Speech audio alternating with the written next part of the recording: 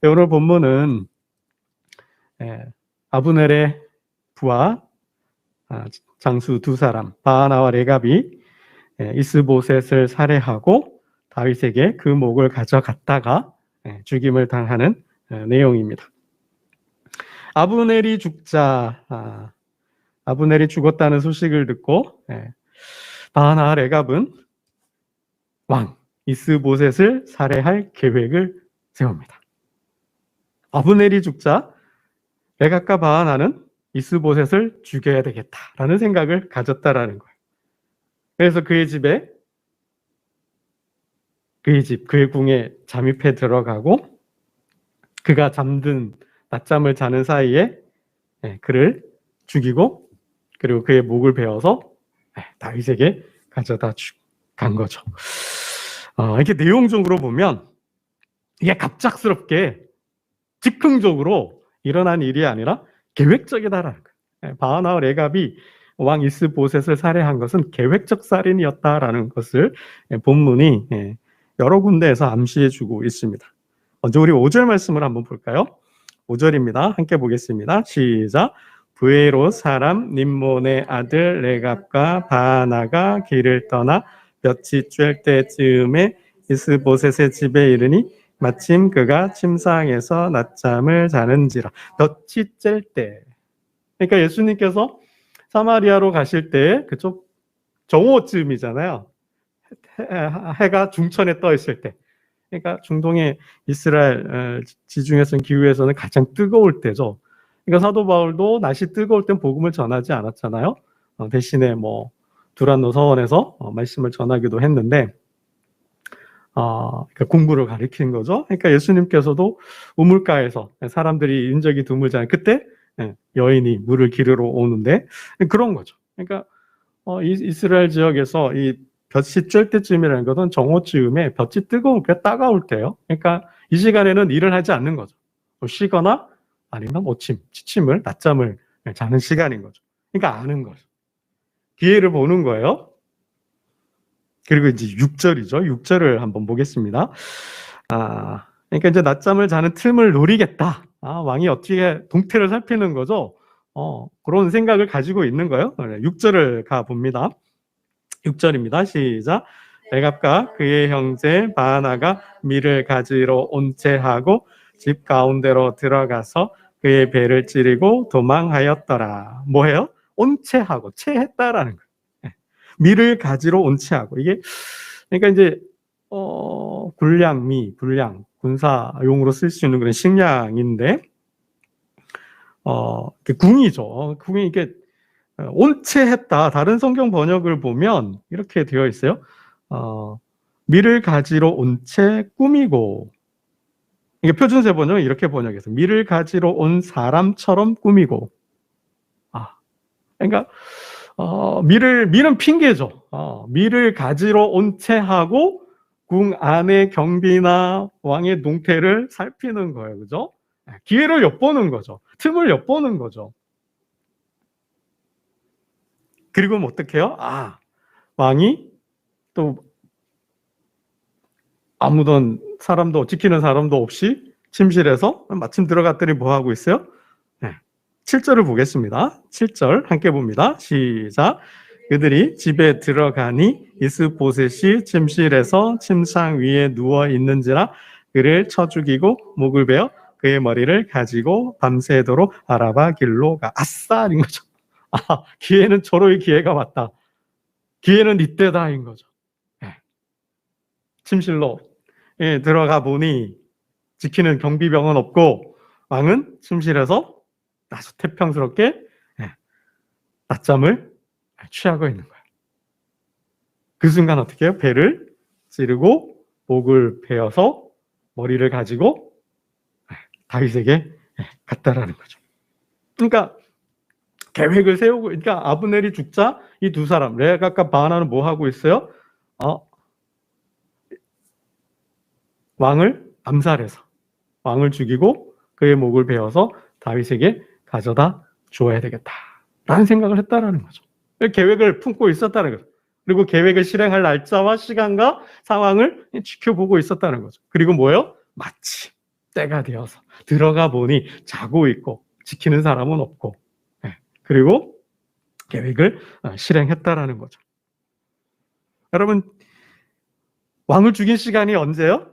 볕이 한 정오잖아요. 볕이 찔 때예요. 그리고는 어떻게 해요? 7절을 보면 다윗에게 가져다 준 게 언제예요? 죽이고는 도망을 갔다 그러죠. 배를 찌르고 도망을 갔다 그랬는데, 이게 영어로 보면 slip away, 몰래 도망갔다. 살짝, 이게 몰래 살짝 도망갔다. 이게 좀 표현이 그런데, 그러니까 미끄러지듯이 이게 슬 빠져나간 거예요. 그러니까 몰래 뭐예요? 빠져나간 거죠. 왕을 죽이고 몰래 빠져나가서 어떻게 해요? 곧장 다윗에게 간 거예요. 왜 곧장 다윗에게 갔을까요? 북이스라엘 이스보셋이 살던 궁은 마하나임에, 그죠? 마하나임으로 가서 이스보셋을 왕으로 세웠다라 그랬죠. 그러니까 마하나임 여러분 떠오르는 기억이 없으세요? 요셉이 하나님의 사자들을 보고 마하나임 지역에 머물기도 했잖아요, 그죠? 야곱이. 예? 하여튼 그 마하나임에서 헤브론, 다윗이 궁이 있는 헤브론까지는 95km라 그래요.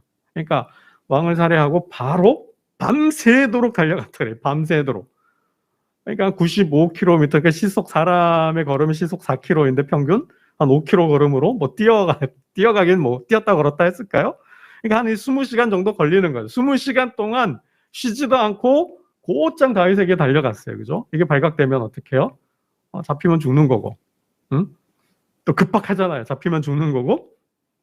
또 살려면 시간을 다투는 일이니까 얼마나 급박스럽게 다급하게 갔을까 하는 생각을 해보게 되는 거죠. 또 이 사실을 빨리 알려야 되지 않겠습니까? 빨리 알려야 자기들이 살고 또 다윗이 나라를 통일 왕국을 이루겠죠. 그건 저들의 생각이에요. 그러니까 이 모든 상황이 레갑과 바하나는 계획하고 있었고, 시간을, 그러니까 기회를 보고 기회가 왔을 때 그 계획을 실행한 거죠. 그러니까 왕을 암살하고 다윗에게 간 거죠. 여러분, 이거 어떻게 보십니까? 레갑과의 바하나의 이 행동을 우리는 어떻게 보아야 할까요? 이들의 의도가 뭘까요? 이들의 저희가 뭘까요? 왜 왕을 시해하고 왕을 죽이고 그 왕의 목을 베어서 다윗에게 갖다 주었을까요? 저들의 변명에, 저들의 그러한 행동의 이유가 본문에 나오는데 8절이죠. 우리 8절 말씀을 한번 보겠습니다. 8절입니다. 시작. 헤브론에 이르러 다윗 왕에게 이스보셋의 머리를 들이며 아뢰되 왕의 생명을 해하려 하던 원수 사울의 아들 이스보셋의 머리가 여기 있나이다. 여호와께서 오늘 우리 주 대신 왕의 원수를 사울과 그의 자손에게 갚으셨나이다 하니, 이들이 한 행동의 근거가 뭐예요? 이유가 뭐예요? 왜 왕의 시해하고 목을 베었어요? 이들의 말을 들어보니 원수를 갚아줬다라는 거예요. 누구의 원수? 다윗의 원수를 갚았대요. 왕의 생명을 해하려 하던 원수 사울의 아들 이스보셋의 머리가 여기 있나이다. 우리가 뭐 했다라는 거예요? 왕 다윗의 원수를 갚아주었다는 거예요. 왕의 마음을 아프게 했던, 억울하게 했던 그 자들의 목을 베어서 왕에게 가져왔다는 거죠. 왕의 억울함을 뭐예요? 풀어줬다는 거예요. 원수를 갚아주고 왕의 억울함을 풀어줬다는 거예요. 우리가 그렇게 했다라는 거죠. 여러분, 여기서 포인트 강조점이 뭐예요? 원수 사울이라는 거죠. 다윗과 사울의 그 불편한 관계, 그 원한 관계, 원수 관계를 불러일으킨 거죠. 연상하게 한 거죠. 그래서 어떻게 해요? 동일시한 거죠. 자기도 사울이 우리의 원수다. 당신의 원수였던 것처럼 우리의 원수였다. 다윗과 동일시를 해서 뭐 한 거예요? 사울을 죽인 거예요. 이게 뭐죠? 다윗으로 하여금 그때 일을 연상케 기억해 해서 뭐예요? 분노 감정을 일으키는 거죠. 적대감을 일으키는 거죠. 그래서 뭐예요? 복수심을 일으켜서 뭐 하는 거예요? 공감받고 싶은 거죠. 우리의 일이 합당하고 의로웠고 정당했다라는 것을 확인받고 싶어 하는 거예요. 그래서 뭘 얻고자 하는 걸까요? 대신 갚아준 거예요. 당신이 그때 왕 다윗이 그때 사울로부터 핍박과 박해를 받았고 도망을 다녔고 그가 당신을 죽이려고 했고 이러한 원수 이거 생각하면 어때요 여러분? 치욕이고 분노가 화가 미치지 않아요? 적개심이 일잖아요. 복수심이 일잖아요. 그거를 강조한 거죠. 자극한 거예요 이들이. 그러니까 뭘 노리는 걸까요? 저들의 의도가 뭐예요?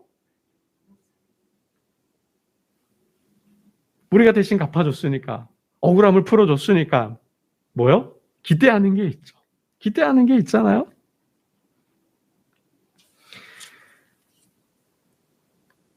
여러분 원수를 갚아줬다라는 건 뭐야? 결국은 그 이면에 원수 갚는 거는 그게 본심이 아니에요. 그 본심 이면에는 뭐가 있어요? 다른 뜻이 있는 거죠. 저들의 꿍꿍이 속에 있다라는 거예요.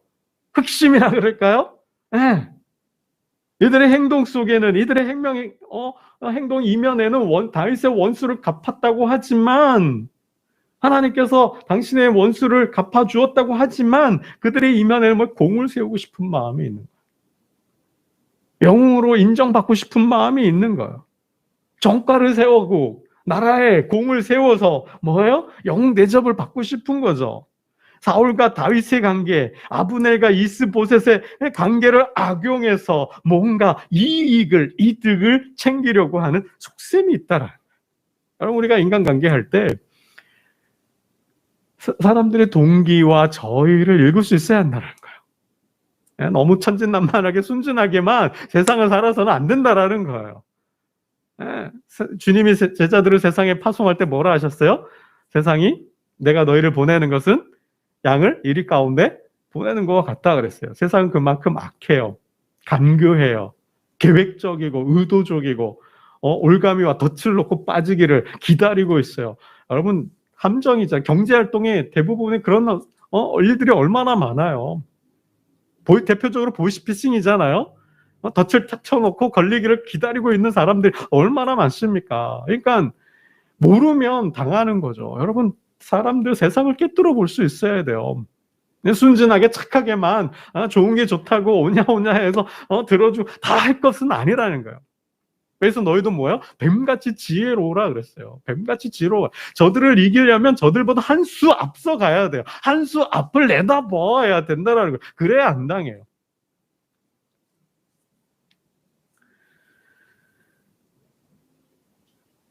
그럼 저들은 다윗과 사울의 관계를 이용해서 악용해서 무언가를 얻어내려고 하는 거죠. 어차피 사울의 나라는 망했어요. 실세, 권력을 한 손에 쥐었던 아브넬도 죽었어요. 왕은 허수아비예요. 더 이상 이 나라에는 희망이 없어요. 어차피 이 나라는 누구의 나라가 돼요? 다윗의 나라가 되겠죠. 좋아요. 이러한 세상의 흐름을 보는 건 좋아요. 근데 뭐예요? 뜻이 의도가 악하다라는 거죠. 어차피 이 나라는 다윗의 나라가 될 거예요. 왕은 허수아비예요. 어차피 죽을 사람이에요. 그러니 어떻게 해요? 죽어도 될 사람 우리가 죽여서 공을 세우고 상을 받자라는 거죠. 공명심. 기회를 얻고 그죠? 영웅이 되겠다. 기회주의적인 모습이라는 거죠. 다윗에게 공을 세워서 우리가 공을 세워서 다윗에게 상을 받자. 한 자리 이참에 한 자리 얻자. 이참에 뭐야? 한몫 챙기자. 이런 의도가 담겨 있다라는 거죠. 거기에 누구를 끌어들이고 있어요? 하나님을 끌어들이고 있죠. 우리 8절 다시 한번 볼까요? 8절 말씀 다시 한번 봅니다. 시작. 헤브론에 이르러 다윗 왕에게 이스보셋의 머리를 들이며 아뢰되 왕의 생명을 해하려 하던 원수 사울의 아들 이스보셋의 머리가 여기 있나이다. 여호와께서 오늘 우리 주 대신 왕의 원수를 사울과 그의 자손에게 갚으셨나이다. 하나님께서 원수를 갚았대요. 그럼 여러분 만일에 누가 죽였어요? 하나님이 죽였어요? 하나님 죽이라고 했나요? 아니잖아요. 저들의 공명심, 영웅심, 어차피 망할 나라, 이 나라에서 뭐요? 다윗에게 넘기고 공을 세워서 한몫 챙기자. 이런 마음에서 이스보셋을 죽였잖아요. 그의 목을 베었잖아요. 근데 뭐라고 해요? 여호와께서 원수를 갚았다고 이야기를 하고 있어요. 여러분 이거는 하나님을 끌어들인 거죠. 하나님을 이용하고 악용한 거죠. 여러분 이건 3계명을 어긴 거예요. 3계명. 여러분 3계명이 뭐예요? 하나님의 이름을 망령되이 일컫지 말라. 하늘을 두고도 땅을 두고서도 하나님의 이름으로 맹세하지 말라.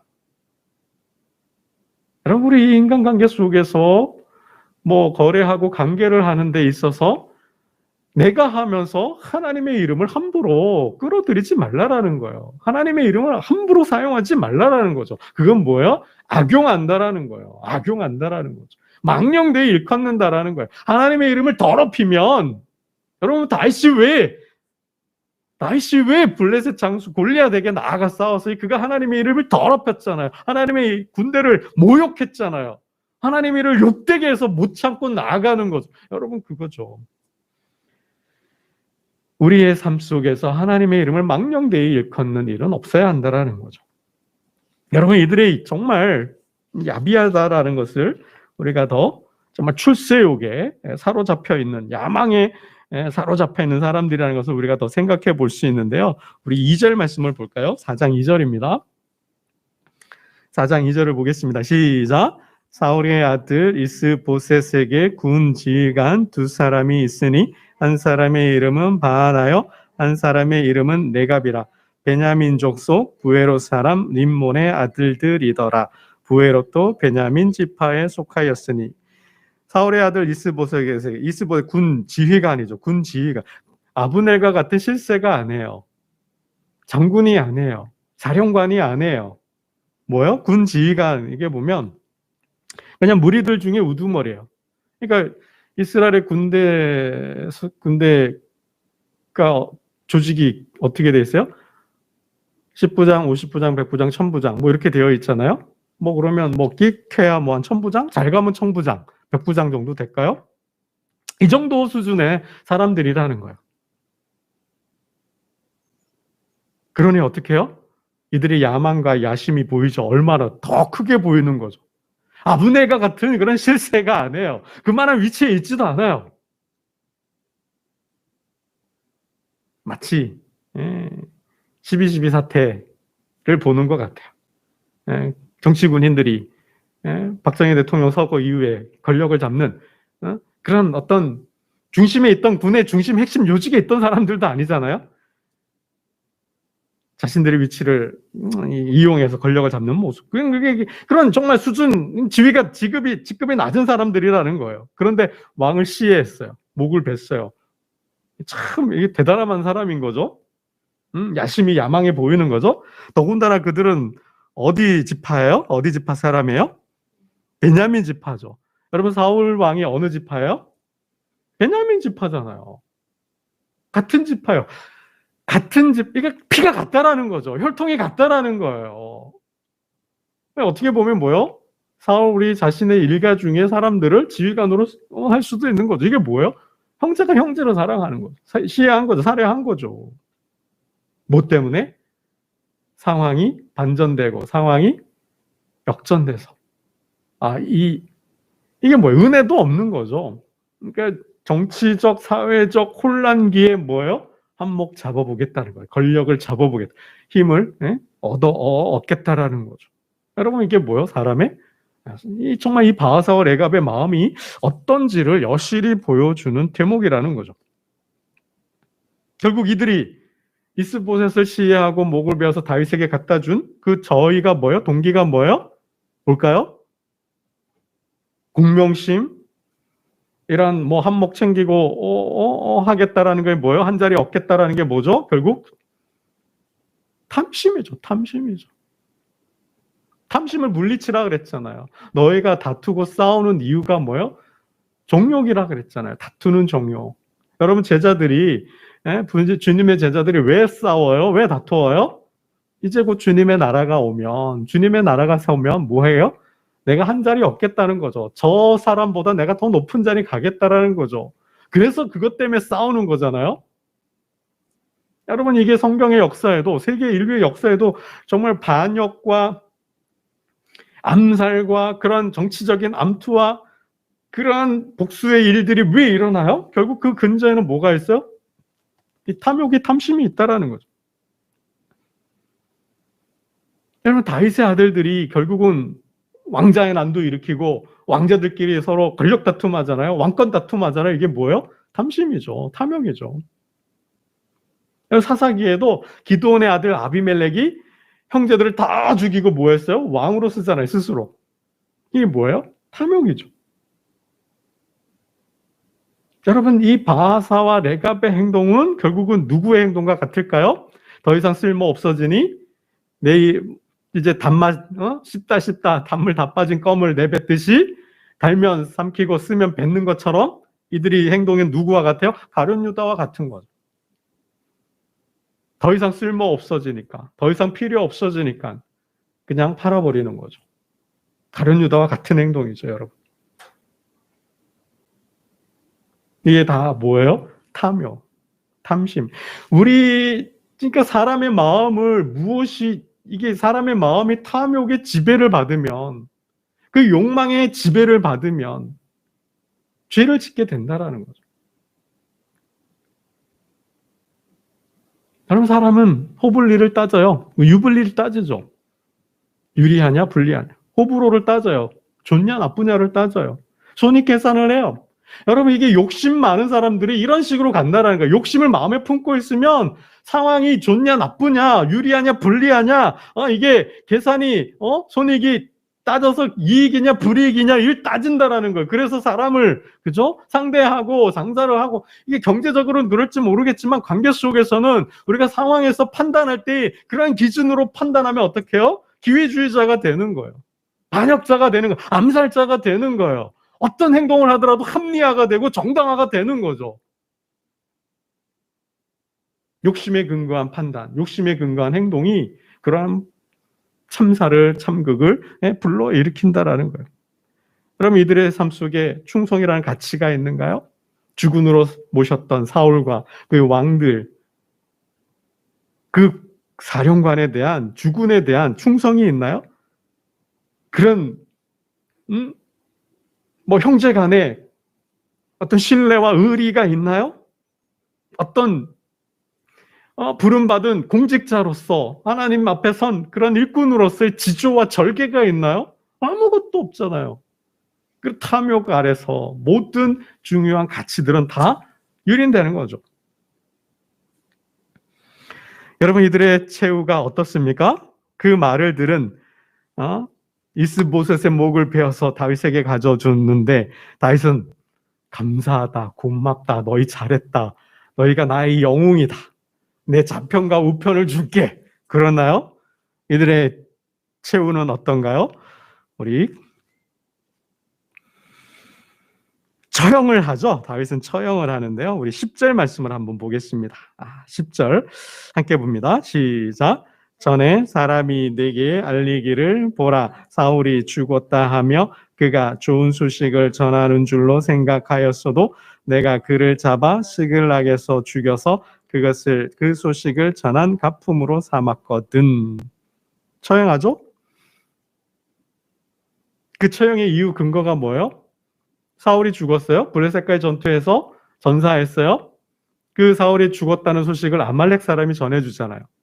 그 왕관하고 팔고리를 가져왔어요. 왜 가져왔어요? 다윗이 좋아할 줄 알고, 기뻐할 줄 알고, 그래서 나에게 상을 내릴 줄 알고 그랬는데 어떻게 해요?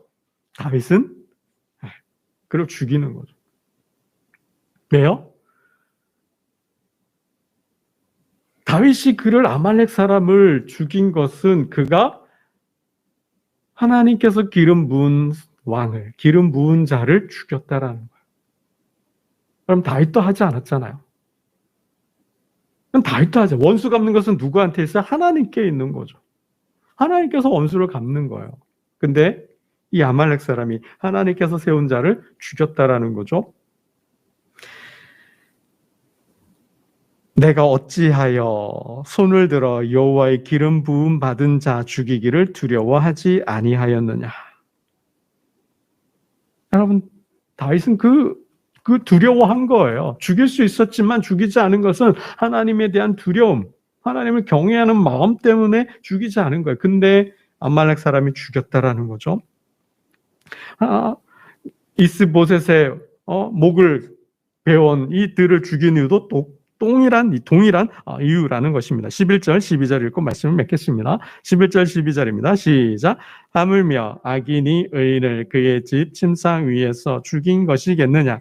그런즉 내가 악인의 피 흘린 죄를 너희에게 갚아서 너희를 이 땅에서 없이 하지 않겠느냐 하고 청년들에게 명령하매 곧 그들을 죽이고 수족을 베어 헤브론 목가에 매달고 이스보셋의 머리를 가져다가 헤브론에서 아브넬의 무덤에 매장하였더라. 하면 그죠? 내가 악인의 피 흘린 죄를 너희에게 갚아서 너희를 이 땅에서 없이 하지 아니하겠느냐. 너희가 하나님께서 세우신 자의 기름 부은 왕을 죽였다라는 거죠. 여러분, 그 외에도 보면 다윗은 요나단과 약속했어요. 도망당일 때 요나단이 그러잖아요. 하나님께서 너와 함께 하신 걸 안다. 하나님께서 왕으로 세우셨음을 안다. 그래 나하고 하나 약조를 하자. 약속하자. 내가 살아있는 한 내 아들, 우리 집안 잘 돌봐달라는 거죠. 이게 요나단과의 약속이었어요. 너는 내 후손을 끊지 아니하며 내 아버지의 집에서 내 이름을 멸하지 아니할 것을 여호와의 이름으로 내게 맹세하라. 여러분, 이건 다 사울 왕과의 약속이었어요. 다윗이 사울 왕을 살려주었을 때 사울 왕이 고백합니다. 하나님께서 너를 왕으로 세우신지 나도 안다. 하나님께서 너와 함께 하신 걸 나도 안다. 그러니 내가 멸망당했을 때 하나님께서 너를 왕으로 세웠을 때 우리 집안, 내 후손들을 잘 보살펴 달라라는 거예요. 잘 돌봐 달라라는 거예요. 여러분, 무비보셋의 이야기가 나오죠? 여러분, 다윗은 어떻게 해요? 사울과 그의 집안, 특히 요나단과의 약속을 통해서 무비보셋을 자신의 먹는 식탁에서 먹게 하고 사울 왕이 요나단이 가졌던 모든 재산을 다 돌려주잖아요. 요나단과 한 약속에 요나단이 이렇게 부탁을 합니다. 여호와께서 너 다윗의 대적들을 지면에서 다 끊어버리신 때에도 너는 내 인자함을 내 집에서 영원히 끊어버리지 말라. 이렇게 약속을 한 거예요. 하나님께서 세우신 왕이기도 했지만은 다윗과의 요나단과의 약속과 사울 왕과의 약속을 했기 때문에 다윗은 그들을 지켜주고 보호하는 거죠. 그러니까 아들 압살롬이 반역했을 때 도망갈 때 시므이가 뭐예요? 그건 사울가의 사람이잖아요. 베냐민 사람이잖아요. 다윗 앞에서 가면서 먼지를 익히면서 이 고루한 자야, 이 비루한 자야, 피 흘린 자야, 네가 그렇게 하니까 네 아들이 그렇게 하지. 그러면서 얼마나 모욕과 그죠? 공격을 해와요. 압살롬의 반역이 진압되고 돌아올 때 시므이가 나와서 용서를 구하잖아요. 죽일 수도 있는데 안 죽이잖아요. 이 다윗의 마음이죠. 그러니까 이들이 레갑과 바하나는 뭐예요? 그런 사실을 모르는 거예요. 참 이게 상황과 그죠? 정치적인 상황을 이용해서 기회주의적으로 한몫을 챙기려고 한탕을 잡으려고 하는 그 탐심에 눈이 어두워서 다윗을 모르는 거예요. 못 보는 거죠. 보지 못하고 있는 거죠. 결국은 자신들의 운명을 달리하는 최후를 맞는 그러한 모습을 맞이하게 됩니다. 결국 오늘 본문을 통해서 여러분, 하나님께서 주시는 것은 기회주의자, 탐욕자의 최후에 대해서 하나님이 말씀하시는 거죠. 하나님의 이름을 망령되이 일컫는 자의 최후의 모습, 그 심판의 모습을 하나님께서 말씀해 주고 계십니다. 어떠한 상황 속에서도 여러분, 이게 인간사라는 거죠. 배신과 배반의 뒷면에는 뭐가 있어요? 탐욕이 있다라는 거죠. 그래서 하나님께서는 말씀하십니다. 탐심을 물리쳐라. 탐심은 우상숭배다. 돈을 사랑함이 일만하게 뿌리가 된다. 하나님보다 돈을 더 사랑할 때 맞이하는 인간의 최후의 모습입니다. 어떤 상황 속에서도 하나님 한 분만으로 만족하고 하나님만 섬기고 하나님만을 주인 삼음으로 하나님께서 주시는 복을 누리는 저와 여러분 되시기를 주님의 이름으로 축원합니다. 기도드리겠습니다. 하나님 아버지 감사합니다.